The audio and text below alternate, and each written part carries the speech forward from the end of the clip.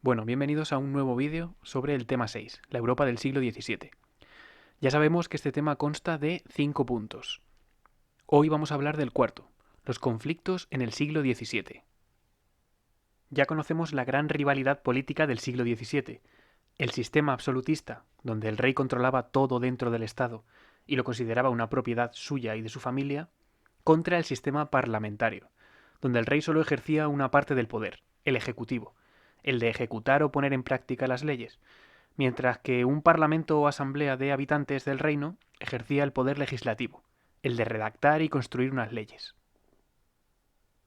Hoy vamos a hablar de otra rivalidad muy importante que venimos arrastrando del siglo anterior, del XVI, que es la rivalidad religiosa. El XVI fue el siglo de la Reforma Protestante, cuando el cristianismo católico se dividió en dos y surgió el cristianismo protestante, primero con Lutero, que lo tenemos aquí en la foto de arriba, en el Imperio Alemán, y luego con otros personajes como Calvino o Enrique VIII de Inglaterra. El de abajo, recordamos, es Carlos V, que es el gran opositor político de lo que representa Lutero. Esta división en la forma de entender el cristianismo occidental, porque el de la Europa oriental estaba en manos de los cristianos ortodoxos desde la Edad Media, se convirtió pronto en un arma política que los distintos estados aprovecharon para enfrentarse a los poderes internacionales. ¿Quiénes son los poderes internacionales? Pues el imperio y el papado.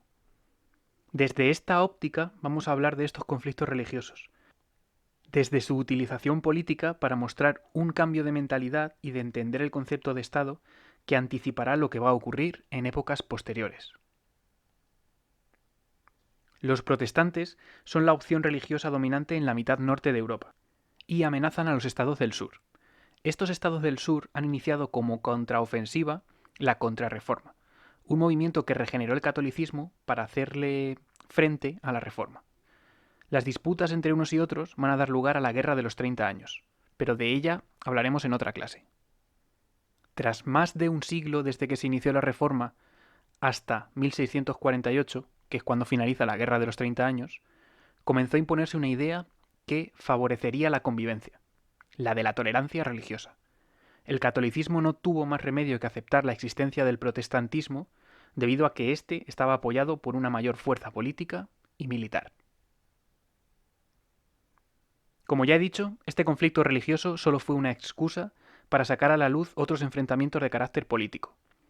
También sociales, pues la burguesía, que gracias al mercantilismo que promovía las manufacturas y el comercio que estaban en sus manos, se había enriquecido aún más y quería que ese poder económico que tenía se viera recompensado con poder político.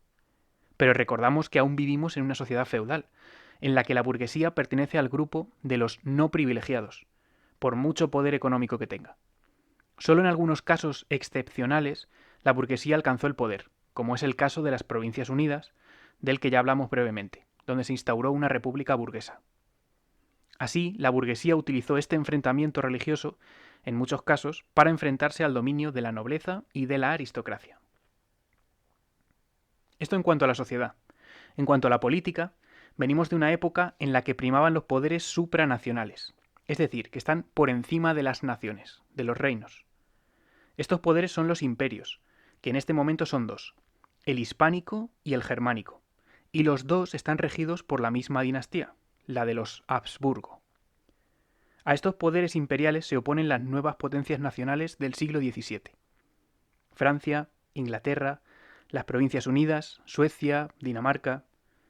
Todos ellos, excepto Francia, que tuvo momentos de los dos bandos, son en este momento países protestantes, y van a aprovechar esa circunstancia para enfrentarse al dominio de los Habsburgo con la excusa de la religión. Así, la Guerra de los 30 años va a decretar la victoria de las nuevas potencias, encabezadas por la Francia de los Borbones, frente a los poderes heredados de la Edad Media que pretendían una unión internacional, que son los imperios y el papado. El próximo día hablaremos en profundidad de esta guerra y de sus consecuencias. Hasta la próxima.